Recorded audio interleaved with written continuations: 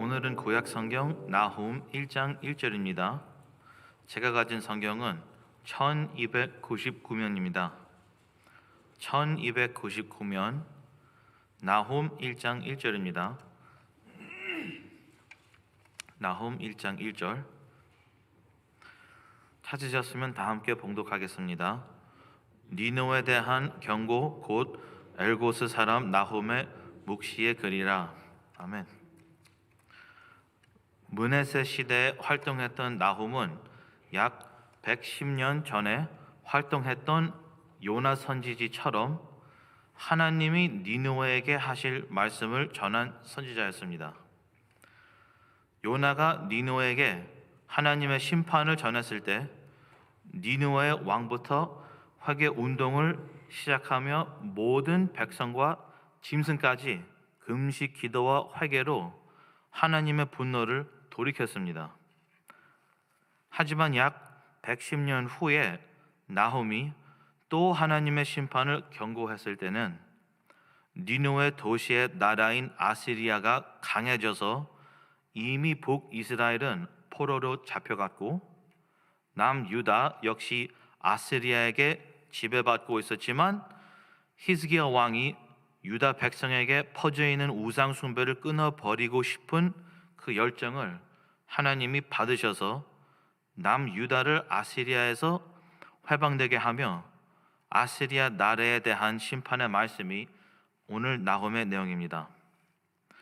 나훔은 북이스라엘의 선지자들과 포함돼서 이스라엘이 아닌 이방인 나라 아시리아에 대한 심판이 내용이었지만 남유다와 이미 포로로 잡혀간 북이스라엘도 들으라고 하는 하나님의 말씀을 전했습니다.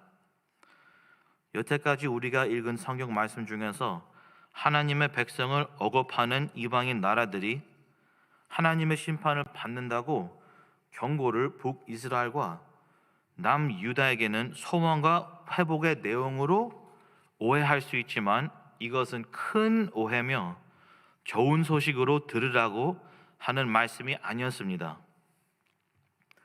나훔은 느느웨에게 경고를 외쳤던 요나의 활동을 이어갔는데 요나의 활동을 따라서 사역했다는 것이 하나님의 마음을 알 수 있고 하나님의 뜻을 알 수 있게 하는 열쇠입니다. 하나님은 거룩하며 의로우시기 때문에 그의 분노를 죄인의 죄로 인하여 부으시며 벌하시며 심판을 하십니다. 하지만 우리가 에스겔 18장 32절과 33장 11절을 읽어서 알다시피 하나님은 죄인의 죽음을 하나라도 기뻐하지 않으시며 죄인이 회개함으로 그가 살며 그 죄인이 하나님의 메시아를 통해서 용서받고 하나님의 말씀대로 살며 같이 걷고 동행하는 것을 원하신다고 합니다. 요나 통해서 하나님이 전하시는 말씀이 이것의 고전적인 예입니다. 110년 전에 요나가 니느웨에게 하나님의 심판이 40일 만에 내려온다고 전했을 때 나라 전체가 회개함으로 하나님이 그의 분노를 돌이키셨습니다. 하지만 나훔은 요나를 이어가며 또 하나님의 심판을 또 다시 전합니다.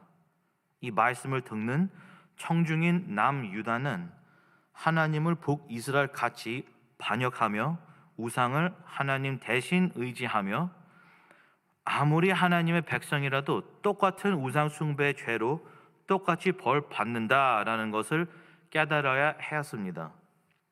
하지만 더 중요하게 더 일순 위로 깨달아야 했던 것이 포로로 잡혀간 이스라엘 유대인들과 해방된 남유다의 유대인들이 그들의 적들에 대한 심판에 대해 기뻐하지 말라는 표시였습니다.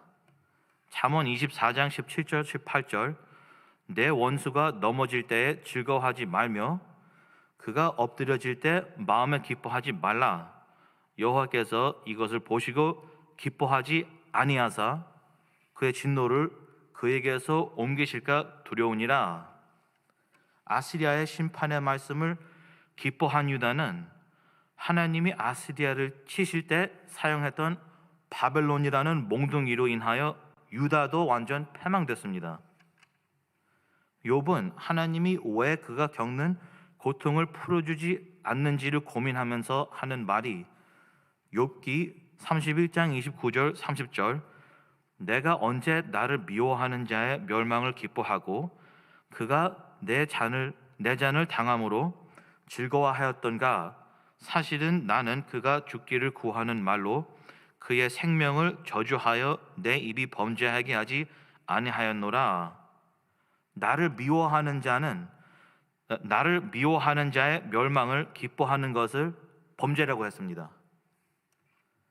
우리 형제 사도 바울은 우리가 하나님의 형상으로서 하나님이 우리에게 주신 사랑, 우리가 하나님의 형상인 우리 이웃에게 해야 할 사랑을 고린도전서 13장에서 정확하게 말씀을 드리는데, 또 기록을 했는데 6절 보니까 볼 의를 기뻐하지 아니하며 진리와 함께 기뻐하고, 우리를 괴롭히며 힘들게 하는 자들의 실패를 기뻐하는 것이 범죄인데, 우리가 사랑해야 하는 형제들의 어려움과 실패를 기뻐하면 이것은 괴물입니다. 괴물.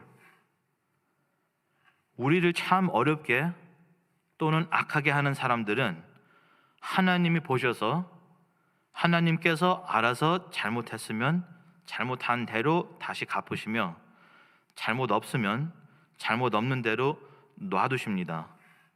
하지만 우리는 그들이 우리를 괴롭히든지 힘들게 한다고 그들을 욕하거나 나쁜 일을 바라서는 안 됩니다. 우리가 바르게, 옳게, 하나님의 형상으로 의롭게 반응해야 하는 방법은 그들을 변환하는 것이 선한 방법입니다. 또는 만약에 하나님이 그들을 벌을 하신다면 우리는 그것 대해서 기쁘거나 좋다고 생각해서는 절대 안 됩니다. 만약에 했다면 회개해야 합니다. 살아계신 하나님을 믿는다고 고백하는 자들은 하나님의 성품과 마음을 따라 그들이 conversion 하지 않아서 실패, 파괴, 패망된 것을 한탄해야 합니다. 이유는 크리스찬의 방법은 예외 없이 항상 변환입니다. The Christian way is always, without any exception, through and by conversion. 정치나 politics, 시장 조작이나 manipulation, 사람들을 내 편 만들거나 상대방에게 음모를 꾸미거나 이런 방법으로 문제 해결이나 자신의 뜻을 이루어가려고 하는 크리스찬이 너무 많습니다. 이런 방법은 크리스찬 반대, anti-Christian 방법이며, 그리고 이것은 이런 방법을 사용함을 의지하는 자들의 영과 마음을 어둡게 하는 병입니다. 이런 방법들을 의지하든지 사용하면서 자신의 뜻을 이루려 하든지 문제 해결을 찾는 크리스찬은 아까 말했듯이 괴물입니다. 괴물. 하나님의 말씀으로 또는 하나님의 성령으로 하나님의 빛을 받았으며 그의 말씀의 빛을 따라가며 이 점점 계속 어두워져가는 세상을 그 받은 빛으로 밝게 해야 하는 하나님의 형상이 어떻게 이런 어두운 방법들을 사용함으로 세상을 더 어둡게 하며 내 자신도 어둡게 만들어갈 수 있습니까? 살아계신 하나님을 믿는 형제님들, 자매님들, 우리는 어두움의 자녀들이 아니라 야고보서 1장 17절대로 우리는 빛들의 아버지, 우리를 위해 그의 아들도 아끼지 아니하셨던 모든 빛의 근원이신 하나님의 자녀들입니다. 크리스찬의 방법은 예외 없이 항상 conversion입니다. 우리는 있는 것만 줄 수 있기 때문에 우리가 먼저 하나님을 의지해야만 어두움에 있는 자들에게 하나님만 의지해야 한다는 것을 보여줄 수 있는 것입니다. 우리의 원수나 적이라고, 아니면 혹시 어둠에 있는 자들에게 하나님의 빛을 우리 통해서 보여줘야 그들의 어두움을 깨닫고 그의 악함을 하나님의 말씀으로 변환되는 것입니다. 그래서 여러분들은 나를 괴롭히는 자, 나를 미워하는 자 같이 욕하면서 저주하지 말며 오히려 하나님의 마음을 품어서 그들이 변환하기를, 그래서 여러분들은 모든 빛의 근원이신 하나님의 자녀라는 것을 하나님께 인정받는 성도님들 되시기를 예수님의 이름으로 축복합니다. 기도하시겠습니다. 살아계신 하나님, 우리는 너무 교만한 존재입니다. 우리를 용서해 주세요. 우리를 힘들게 하는 자들을 욕하거나 저주하거나 그의 실패에 기뻐했다면 용서해 주세요. 오히려 하나님의 마음을 품고 그들의 변환을 원하는 하나님의 자녀답게 살아갈 수 있도록 도와주세요. 오늘도 하나님이 우리 주인으로 다스려 주시고 우리가 드리는 모든 기도를 응답해 주시옵소서. 주님은 살아 계신 하나님이십니다. 예수님의 이름으로 기도드립니다. 아멘. 하늘에 계신 우리 아버지여,